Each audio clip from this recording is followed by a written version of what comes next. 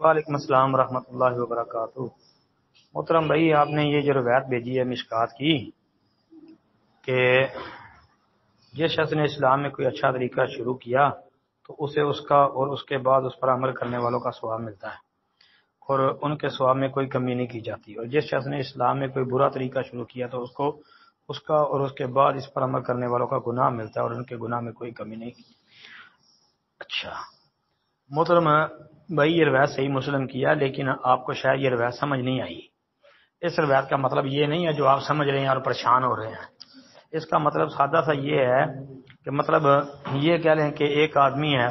وہ صدقہ کرتا ہے، اللہ کے راستے میں کوئی خرچ کر رہا ہے، جس طرح کہ حدیث کے اندر بھی یہ ذکر ہے نا صدقے کا۔ دیکھیں نا کہ ایک آدمی صدقہ کر رہا ہے تو اس کو دیکھا دیکھی دوسرے لوگ بھی صدقہ کرنا شروع کر دیتے ہیں کہ دیکھو جی یہ آدمی صدقہ کر رہا ہے، دوسرے 10-15 لوگ اس کو دیکھ کے وہ بھی صدقہ کرتے ہیں، تو اس کی وجہ سے لوگوں نے یہ کام شروع کیا ہے، تو اس کا اجر اس کو بھی ملے گا، ان کو بھی ملے گا، کسی کے اجر میں کمی باقی نہیں ہوگی۔ سادہ سی اتنی سی بات ہے بس جو سمجھنے والی ہے، اور آپ میرے خیال میں ہاں پریشان ہو گئے ہیں،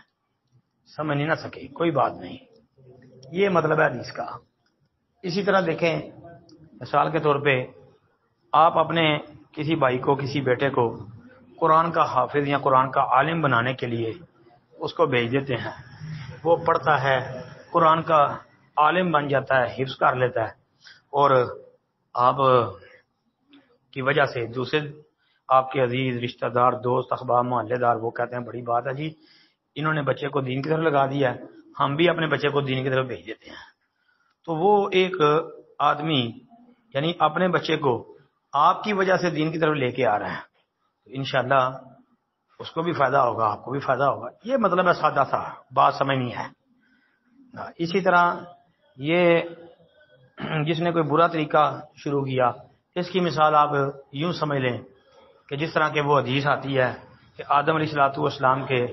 2 بیٹے جن کا آپس میں اختلاف ہوا، ایک بھائی نے دوسرے بھائی کو، قبیل والا واقعہ کہ ایک نے دوسرے کو قتل کر دیا۔